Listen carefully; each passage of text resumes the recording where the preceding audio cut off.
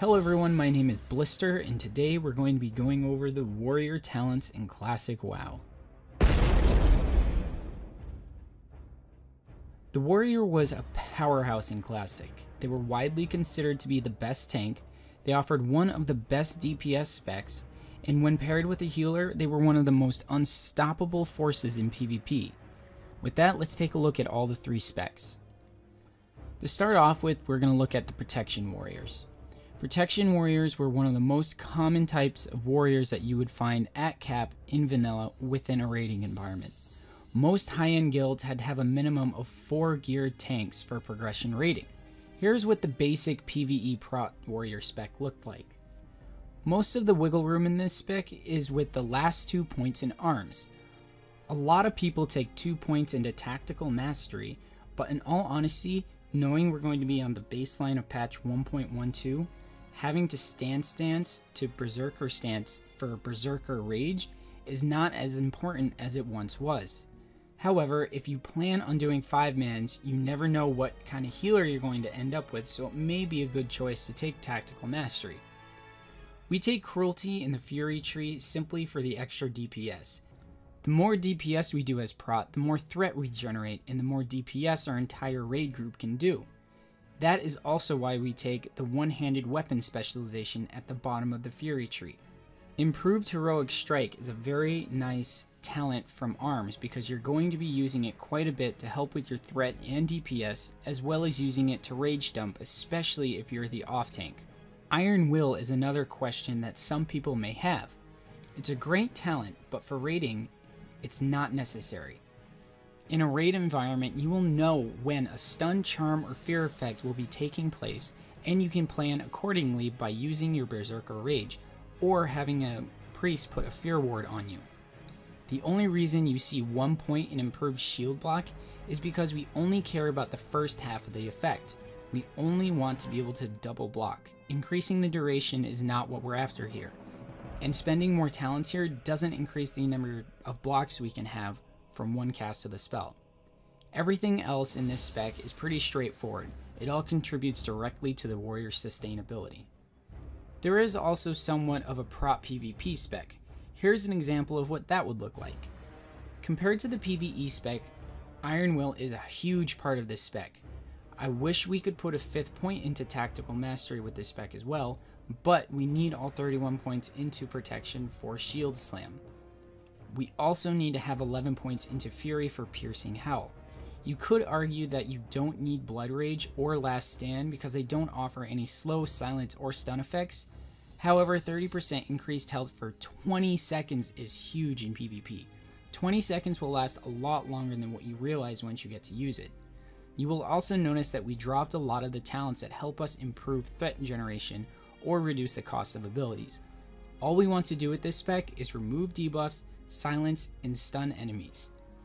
This spec doesn't necessarily deal a ton of damage, but it is very annoying to play against. Next up, the Fury Warrior is one of my favorite specs in Classic WoW, and it has the potential to be one of the best DPS as well. Here's a look at what your typical Fury Warrior would look like.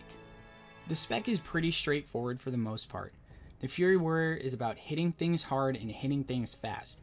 Every talent you put into Fury is either for boosting damage or increasing attack speed. The reason for going down the Fury tree is for Impale. You can play with the 5 points that we've put into Tactical Mastery in arms, but having Impale is pretty much a requirement for PvE Fury spec. As you probably noticed, we have 5 points put into Dual Wield specialization. Up until late game raiding, 2 one-handed weapons is the best option for a Fury Warrior in Classic. That being said, here's a look at what a late game 2-handed weapon Fury spec would look like.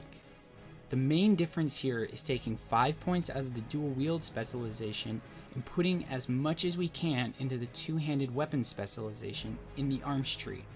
Unfortunately, we can only get 3 points into that talent because of Bloodthirst and Impale are both still very much requirements. But despite that, this is still a viable spec if you have the right gear for it. You will also see 2 points put into Improved Cleave. These 2 points are not required, but out of everything you have left in the Fury tree, improved cleave will offer the most DPS. Fury is known as a PvE spec for warriors, but that doesn't mean that it can't find its place in PvP. Here's an example of what you would want your talents to look like for a PvP spec Fury warrior. It is worth mentioning that this spec for PvP is much more reliant on high-end gear compared to arms. This is because of how the scaling of Mortal Strike and Bloodthirst work. Mortal Strike scales off of your weapon damage, so all you need is a really good two-hander to get your Mortal Strikes to be nice and beefy damage. However, Bloodthirst scales off of attack power, so it will take extra gear to get this to work well. It is also worth mentioning that if you do end up PvPing as Fury, that you will have a tougher time against healers compared to your Arms brothers because of the debuff from Mortal Strike. So now that we've touched on the Fury PvP, let's look at the Arms PvP. A lot of you know that this was one of the best PvP specs once you got gear. There was almost nothing scarier than a fully geared warrior charging at you, especially if they had a healer to support them. This is what the basic Arms PvP spec would look like. There is some wiggle room in the Arms tree, the biggest question being between choosing improved charge, improved heroic strike, or deflection. For PvP, most warriors will take the parry from deflection. The other wiggle room is in the two-hand weapon specialization.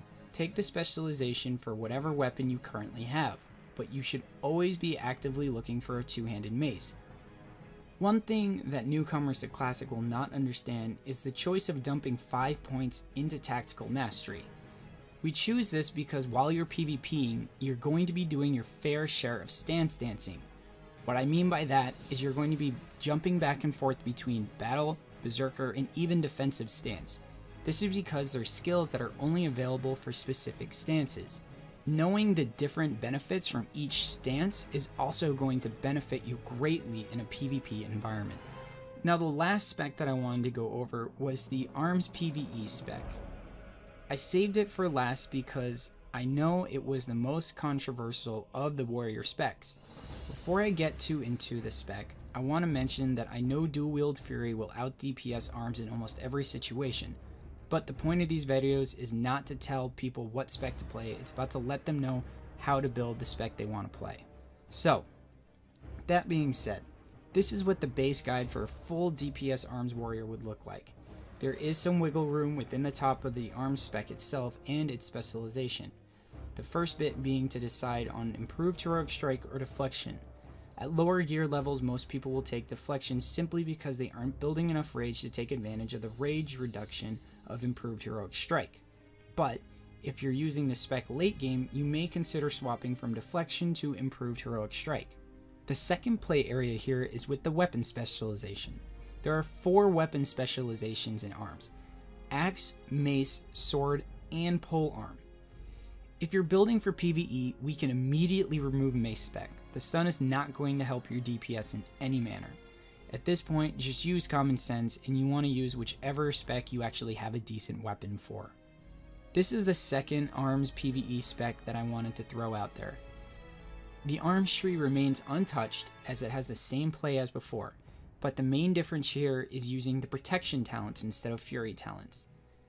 With this spec, you can actually still tank with prot and be able to tank most 5-mans at 60 without an issue.